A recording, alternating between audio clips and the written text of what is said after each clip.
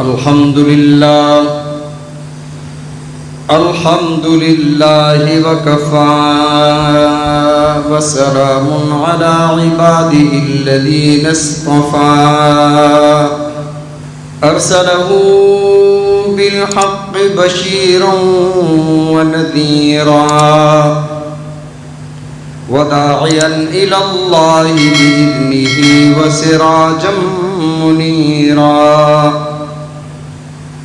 وقال الله تبارك وتعالى في الكلام المجيد والفرقان الحميد: أعوذ بالله من الشيطان الرجيم.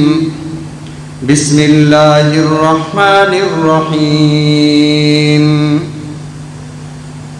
إن عدة الشهور عند الله 12 شهرا في كتاب الله يوم خلق السماوات والأرض منها 4 حرم ذلك الدين القيم.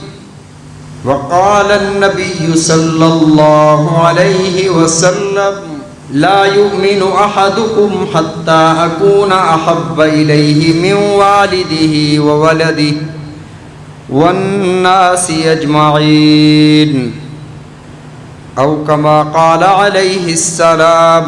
صدق الله وصدق رسوله النبي الكريم، ونحن على ذلك لمن الشاهدين والشاكرين، والحمد لله رب العالمين. اللهم صل على محمد وعلى آل محمد كما صليت على إبراهيم وعلى آل إبراهيم إنك حميد مجيد. اللهم بارك على محمد وعلى آل محمد كما باركت على إبراهيم وعلى آل إبراهيم إنك حميد مجيد. گرامی قدر سامعین، محترم بزرگوں، دوستوں، بھائیوں، آپ حضرات کے سامنے کلام مقدس فرقان حمید سے آیت مبارکہ اور ایک حدیث مبارکہ تلاوت کی. دعا ہے کہ رب العزت مجھے حق اور سچ بیان کرنے کی توفیق عطا فرمائے اور ہم سب کو اخلاص کے ساتھ سمجھنے کی، عمل کرنے کی توفیق عطا فرمائے. آج 2 محرم الحرام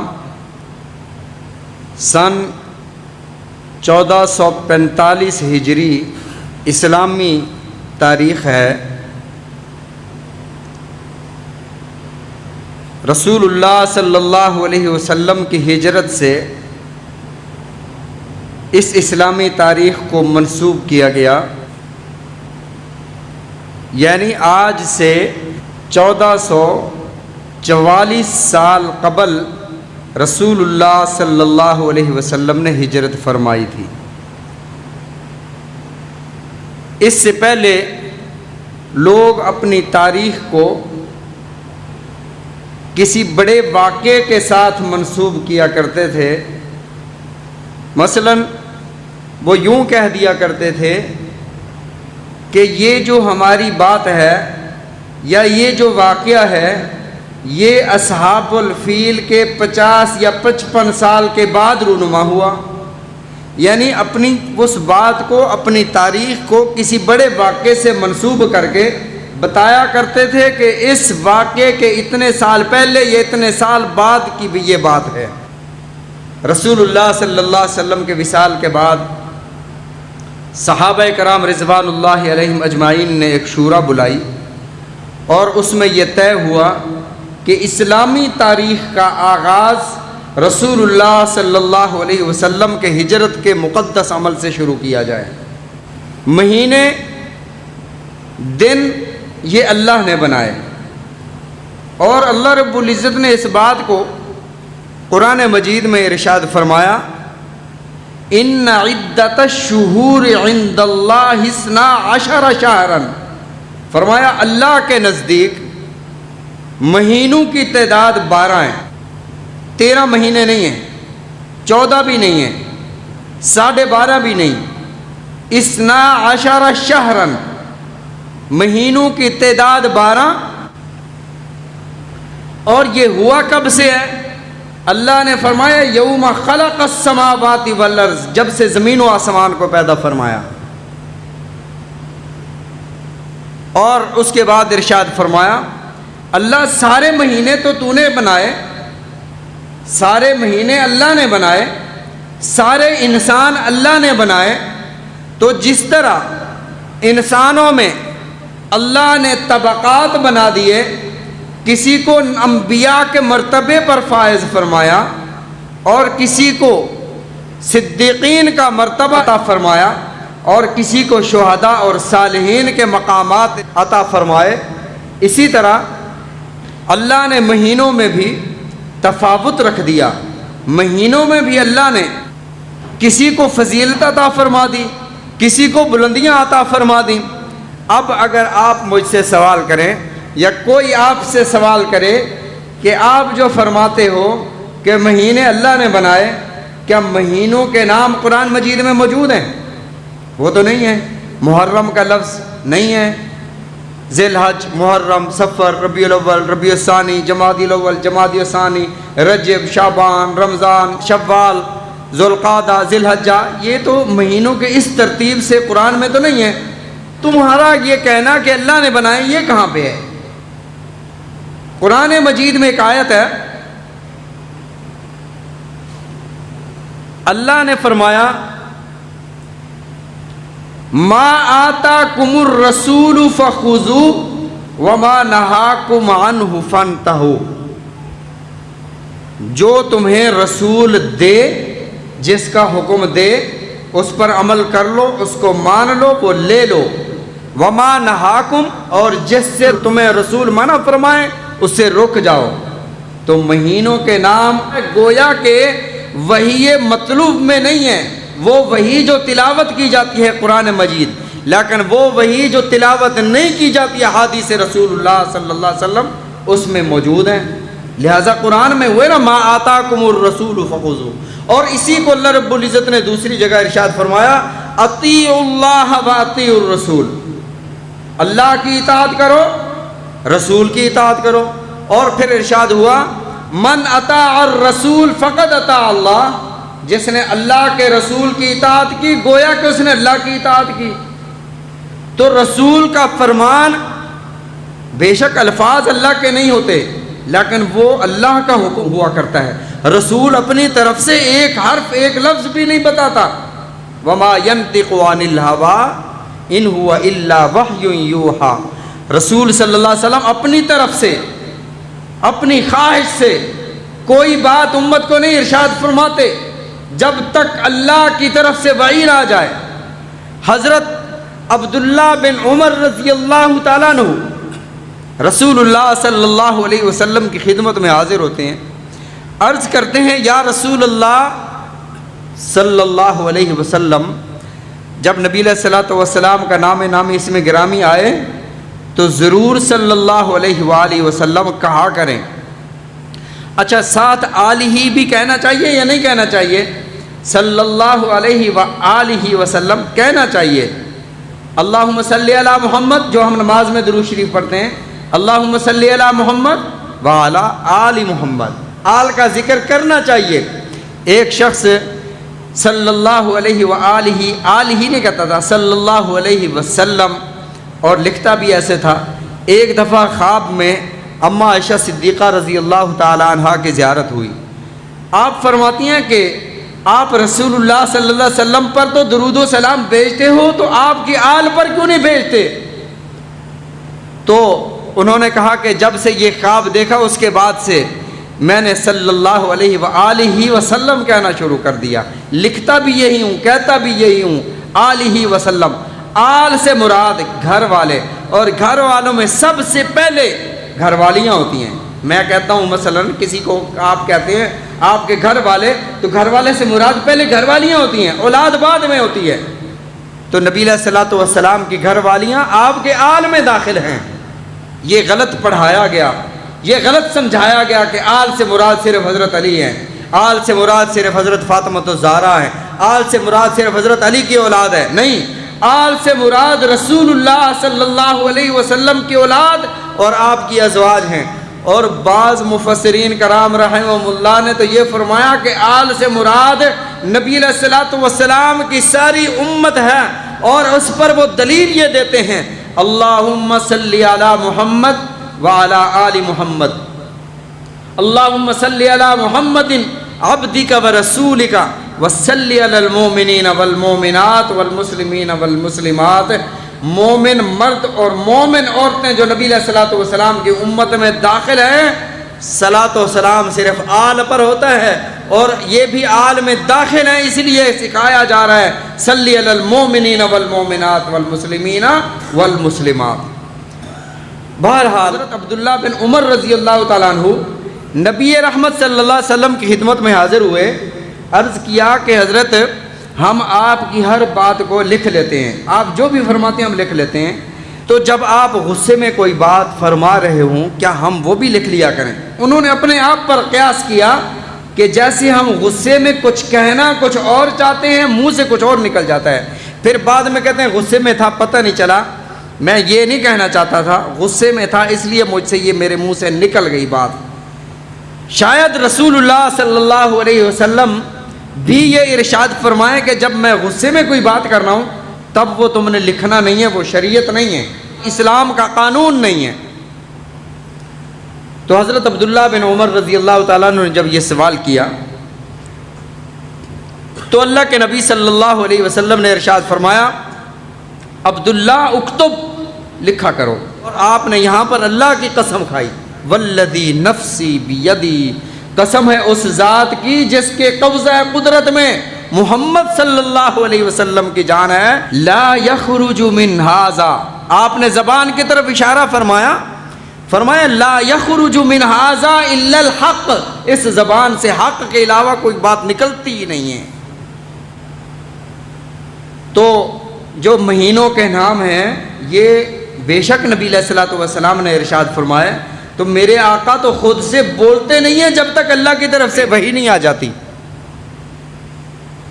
تو یہ 12 مہینے نبی علیہ الصلوۃ والسلام نے ارشاد فرمائے، اور ان 12 میں 4 کی حرمت بھی نبی علیہ الصلوۃ والسلام نے ارشاد فرمائی، گویا کہ یہ حرمت بھی اللہ کی طرف سے ہے. اور محرم الحرام کی حرمت اور فضیلت حضرت حسین رضی اللہ تعالیٰ عنہ کی شہادت یا حضرت عمر فاروق رضی اللہ تعالیٰ عنہ کی شہادت سے اس کی عظمت مشروع نہیں ہوئی ہے. اللہ نے فرمایا یوم خلق السماوات والارض، جب سے زمین و آسمان کو پیدا کیا گیا تب سے یہ مہینے بنائے، منہا اربعۃ حرم، ان میں 4 مہینے حرمت والے ہیں، ایک ان میں محرم ہے. معلوم ہوا کہ حضرت حسین کی شہادت سے ہزاروں سال پہلے اللہ نے اس مہینوں کو محترم بنایا تھا. اور یہ کوئی اتفاقی امر نہیں تھا کہ ایسا ہو گیا، بہت سارے ایسے کام جو اللہ نے محرم الحرام میں سر انجام فرمائے. مثلا حضرت آدم علیہ السلام کا خمیر تیار ہوا. کچھ جاندار اس کائنات میں ایسے ہیں جنہیں اللہ نے پیدا فرمایا، تخلیق فرمایا، وہ کسی جسم سے کسی زیرو سے پیدا نہیں ہوئے. حضرت آدم علیہ السلام کسی ماں سے پیدا نہیں ہوئے. حضرت آدم علیہ السلام کو مٹی سے تخلیق کیا گیا. کیا مطلب؟ مٹی کا گارا بنایا گیا، گارا بنا کر ایک پتلا، ایک جسم بنایا گیا، پھر اس جسم کے اندر روح ڈالی گئی. اور صرف یہ نہیں ہے کہ مٹی کو بنا کر اور اس کو ایک ہی دم روح ڈال دی گئی، فرمایا کہ حضرت آدم علیہ السلام کے جسد کو بنا کر ان کو سوکھنے کے لیے، خشک ہونے کے لیے دھوپ میں رکھا گیا. اور اللہ فرما سکتے تھے کن ہو جا، خشک ہو جا، وہ ہو جاتے، لیکن اللہ نے حضرت آدم علیہ السلام کو ایک ترتیب سے اسی طرح مٹی اور گارے سے بنایا، پانی ملا کر، اور فرمایا خلقتہ بیدی. اللہ اپنی قدرت کاملہ سے فرماتے بن جا، وہ بن جاتے، لیکن اللہ نے فرمایا خلقتہ بیدی، میں نے اپنے ہاتھوں سے آدم کو بنایا. بنانے کے بعد ان کو خشک ہونے کے لیے رکھا گیا، اور 6 دنوں میں زمین و آسمان کو بنایا گیا. اللہ یہ کیوں بنا رہے ہیں؟ تیری تو شان یہ ہے کن، وہ کون کا بھی اللہ محتاج نہیں ہے، اللہ صرف ارادہ فرما لیں کہ یہ ہو جا وہ ہو جائے۔ یہ لفظ کون کا بھی اللہ محتاج نہیں ہے، کن ہو جا وہ ہو جائے، اللہ ان الفاظ کا بھی محتاج نہیں۔ پھر اللہ 6 دنوں میں کیوں بنایا؟ اللہ تیری شان تو یہ ہے کہ تو تھکتا نہیں ہے۔ ولا یعودہ حفظہما، زمین و آسمان کی نگرانی اللہ کو تھکاتی نہیں ہے۔ وہو العلی العظیم، بہت بڑی بلند مرتبت والی ذات ہے۔ تو اللہ 6 دنوں میں کیوں پیدا فرمایا زمین و آسمان کو؟ آدم علیہ السلام کو خشک ہونے کے لیے کیوں رکھا؟ ہاتھوں سے کیوں بنایا؟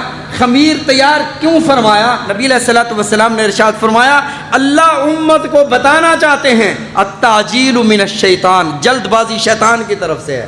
جو اللہ اس قدر جلدی بنا سکتے تھے، اتنی دیر سے اس لیے بنا رہے ہیں جلد بازی نہ کرو، ترتیب سے کام کرو۔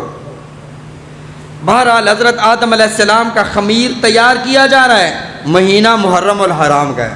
پھر حضرت آدم علیہ السلام کے اس جسد میں روح ڈالی جا رہی ہے، مہینہ محرم الحرام کا ہے۔ نبی علیہ الصلوۃ والسلام نے ارشاد فرمایا خلق فیہ آدم شہر المحرم، وہ محرم کا مہینہ تھا۔ پھر حضرت آدم علیہ السلام جنت میں تشریف لے گئے، مہینہ محرم کا۔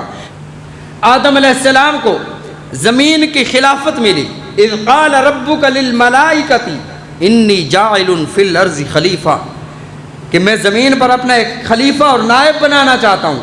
تو اللہ نے حضرت آدم علیہ السلام کو نیابت اور خلافت عطا فرمائی، مہینہ محرم کا تھا۔ اور جب اللہ نے حضرت آدم علیہ السلام کو مسجود ملائک بنایا، فرشتوں کو سجدہ کروایا، مہینہ محرم کا تھا۔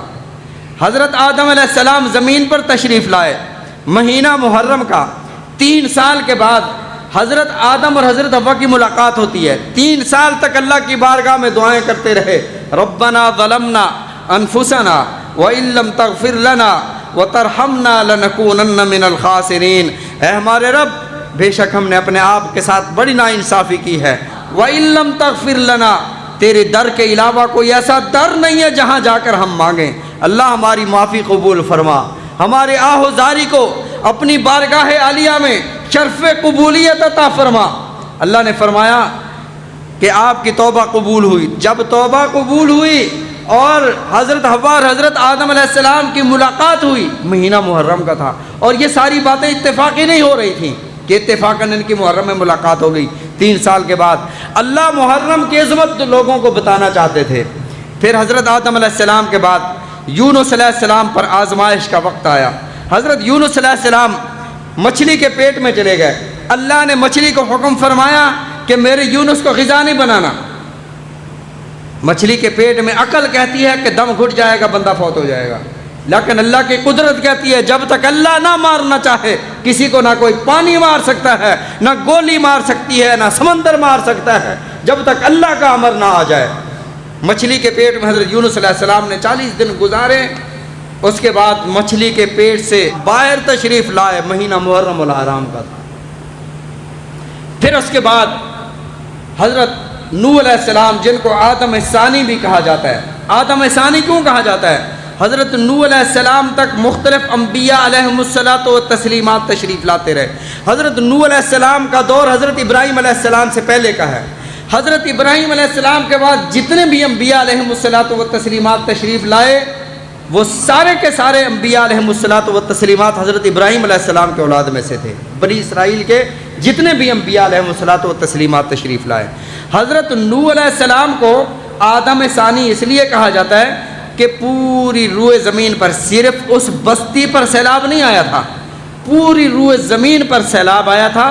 جب نوح علیہ السلام کی دور میں سارے انسان جو حضرت نوح علیہ السلام پر ایمان نہیں لائے تھے غرق ہو گئے تھے، صرف کشتی والے بچے تھے۔ اور آپ کے بیٹوں سے پھر نسل چلی تھی، حام، سام اور یافس۔ اور وہ لوگ کون سے بتوں کی پوجا کیا کرتے تھے، اس بات کو بھی اللہ رب العزت نے قرآن پاک میں ارشاد فرمایا، لا تذرن آلہتکم ولا تذرن ودا ولا سواعا، ود کو ہم نہیں چھوڑیں گے، سواع کو نہیں چھوڑیں گے، ود سواع، ولا یغوث و یعوق و نصر، یغوث، یعوق اور نصر، یہ 5 ان کے بت تھے۔ اور یہ بت کیسے تھے؟ یہ اللہ کے ولی تھے اپنے اپنے دور کے۔ اچھا یہ بت پرستی ایسے نہیں شروع ہوئی، بت پرستی ایسے شروع ہوئی کہ انہوں نے بتوں کو بنا لیا، ان اولیاء کی تصاویر کو پتھروں پر تراش کر کے بنا کر سامنے رکھ دیا کہ ہم ان کے سامنے کھڑے ہو کر اللہ کی عبادت کریں گے تو ہمیں عبادت میں مزہ آئے گا۔ تو جب اگلی نسل آئی انہوں نے سمجھا کہ شاید انہی کی عبادت کر رہے ہیں، تو بت پرستی کا آغاز ہوا۔ رسول رحمت صلی اللہ علیہ وسلم کی شریعت میں اللہ نے تصاویر کشی کو حرام قرار دے دیا تاکہ بت پرستی کا سلسلہ ہی ختم ہو جائے۔ اسباب بھی اللہ نے مٹا دیے۔ اسباب جب حرام ہو جائیں، جب اللہ نے کسی غیر محرم کو دیکھنا حرام فرما دیا تو آگے دیکھنے کے بعد ہی بدکاری کا عمل آتا ہے نا، جب دیکھے گا نہیں تو بدکاری کی طرف کیسے جائے گا؟ تو اسی طرح جب تصاویر نہیں ہوں گی تو پھر یہ بت پرستی کی طرف کیسے جائیں گے؟ پہلے اپنے مرشد کی تصویر آگے لگا دی کہ میں اللہ کی عبادت کر رہا ہوں، مانگ میں اللہ سے رہا ہوں، بس مرشد کے سامنے کھڑا ہوں۔ اگلی نسل آئی، اس نے سمجھا شاید مرشد سے مانگ رہے ہیں، شرک کا دروازہ کھل گیا۔ تو حضرت نوح علیہ السلام کی قوم پر جب عذاب آیا، اسی کو اللہ رب العزت نے سورہ ہود میں ارشاد فرمایا، جب اللہ نے اس طوفان کو ختم کرنا چاہا، فرمایا وَقِيلَ يَا أَرْضُ ابْلَعِي مَاءَكِ وَيَا سَمَاءُ أَقْلِعِي وَغِيضَ الْمَاءُ وَقُضِيَ الْأَمْرُ۔ اللہ نے فرمایا اے زمین اب اپنا پانی روک لے، اے آسمان تو بھی تھم جا۔ اور نوح علیہ السلام کی جو کشتی تھی 6 مہینے تک کشتی پانی پر رہی، فرمایا وَاسْتَوَتْ عَلَى الْجُودِيِّ، وہ جودی پہاڑ پر ٹھہری۔ جودی پہاڑ پر جب کشتی ٹھہری تو مہینہ محرم الحرام کا تھا۔ یہ سلسلہ آگے چلا۔ حضرت عیسیٰ علیہ السلام کو یہودی قتل کرنے کے لیے پیچھے بھاگے۔ عیسیٰ علیہ السلام اپنے حجرے میں کمرے میں داخل ہو گئے، دروازہ اندر سے بند کر لیا۔ عیسیٰ علیہ السلام اب اللہ کی بارگاہ میں ہاتھ اٹھاتے ہیں، میرے مولا تو کہتا ہے کہ میں ہی زندگیاں عطا کرتا ہوں، میں ہی مارتا ہوں، موت و زندگی یقیناً تیرے ہاتھ میں ہے، لیکن یہ لوگ مجھے قتل کرنے آ گئے ہیں، اب کیا ہوگا؟ اللہ نے فرمایا یا عیسیٰ انی متوفی کا، تیرا عقیدہ حق اور سچ ہے، انی متوفی کا، میں ہی وفات دیتا ہوں، میں ہی زندگیاں عطا کرتا ہوں۔ اللہ زندگیاں تو عطا کرتا ہے، لیکن اب تو یہ مجھے مارنے کے لیے آ گئے ہیں اور انہوں نے دروازہ توڑنا شروع کر دیا ہے۔ دروازہ توڑیں گے ابھی مجھے قتل کر دیں گے، پھر کیا مطلب ہوا اس کا کہ تو وفات دیتا ہے؟ یہ تو مجھے مار دیں گے۔ اللہ نے فرمایا عیسیٰ گھبرا نہیں، رافعوک الی ومطیرک، میں تجھے آسمانوں پر اٹھا لوں گا، میں تجھے زندگی عطا کروں گا۔ اچھا آسمانوں پر حضرت عیسیٰ علیہ السلام کا اٹھایا جانا عیسائی بھی مانتے ہیں، مسلمان بھی مانتے ہیں۔ فرق کیا ہے؟ عیسائی کہتے ہیں کہ سولی چڑھانے کے بعد اللہ رب العزت نے آسمانوں پر اٹھا لیا، اور مسلمان کہتے ہیں کہ عیسیٰ علیہ السلام کو سولی پہ چڑھایا ہی نہیں گیا، زندہ ہی آسمانوں پر اٹھایا گیا۔ یہ فرق ہے۔ اور مسلمانوں کے پاس دلیل کیا ہے؟ وہ آسمانی کتاب کا حکم، اللہ کا وہ حکم، فرمایا وما قتلوہ وما صلبوہ ولکن شبہ لہم۔ عیسیٰ علیہ السلام کو نہ سولی پہ چڑھایا گیا، نہ قتل کیا گیا، ولکن شبہ لہم۔ دروازہ توڑ رہے تھے، جو سب سے پہلے اندر آیا اس کو اللہ نے حضرت عیسیٰ کی شبیہ کا بنا دیا، حضرت عیسیٰ کی شکل کا بنایا۔ وہ پیچھے جو لشکر آیا انہوں نے سمجھا یہ عیسیٰ ہے، اپنے ہی سردار کو سولی پہ چڑھا دیا۔ اللہ نے فرمایا ولکن شبہ لہم، وہ شک میں پڑ گئے، وہ ان کی حضرت عیسیٰ کی شبیہ کو انہوں نے چڑھا دیا تھا۔ حضرت عیسیٰ زندہ آسمانوں پر اٹھائے گئے۔ جب زندہ آسمانوں پر اٹھائے گئے تو تاریخی روایات میں آتا ہے کہ مہینہ محرم الحرام کا تھا، اور یہ اتفاقی امر نہیں تھا۔ محرم الحرام کی فضیلت یہ تھی، کوئی ہندو، کوئی عیسائی، کوئی یہودی، جنگ جاری ہے، حتیٰ کہ مکہ کے مشرکین تک محرم الحرام کا مہینہ آ گیا ہے، ان کی جنگ جاری ہے، چاند نظر آیا، انہوں نے اپنی تلواریں نیام میں ڈال دیں، جنگ روک دی، کیوں؟ حرمت والا مہینہ آ گیا ہے۔ اور مسلمان کو دیکھو، کیا مسلمان لڑائی ختم کر دیتا ہے؟ اپنے جھگڑوں سے محرم الحرام کے مہینوں میں پیچھے ہٹ جاتا ہے؟ کیا عدالتوں میں لڑائی جھگڑے جو چل رہے ہیں ختم ہو جاتے ہیں؟ کیا ساس بہو کی لڑائی محرم میں ختم ہو جاتی ہے؟ کیا مسلمانوں کے گھروں میں امن ہو جاتا ہے؟ مسلمانوں کے شہروں میں امن ہو جاتا ہے؟ کیوں نہیں ہوتا؟ محرم کی عظمت ایک ہندو کے گھر میں بھی ہو، محرم کی عظمت عیسائی اور یہودی کے گھر میں بھی ہو، محرم کی عظمت مشرکین کے گھر میں بھی اور مسلمان کے گھر میں نہ ہو۔ المیہ کی بات ہے، محرم الحرام کا مہینہ اللہ نے عزت اور حرمت کا مہینہ بنایا۔ پھر یہ سلسلہ چلتے چلتے رسول اللہ صلی اللہ علیہ وسلم تک پہنچا۔ نبی رحمت صلی اللہ علیہ وسلم نے حضرت خدیجۃ الکبریٰ رضی اللہ تعالی عنہا سے نکاح فرمایا، مہینہ محرم الحرام کا تھا۔ حضرت ام سلمہ سے نکاح فرمایا، مہینہ محرم الحرام کا تھا۔ آپ کی زوجہ محترمہ حضرت جویریہ رضی اللہ تعالیٰ عنہ کا انتقال ہوا، مہینہ محرم الحرام کا تھا۔ حضرت ام حبیبہ کا انتقال ہوا، مہینہ محرم الحرام کا تھا۔ حضرت بی بی فاطمۃ الزہرا رضی اللہ تعالیٰ عنہ کا نکاح حضرت علی المرتضیٰ رضی اللہ سے ہوا، مہینہ محرم الحرام کا تھا۔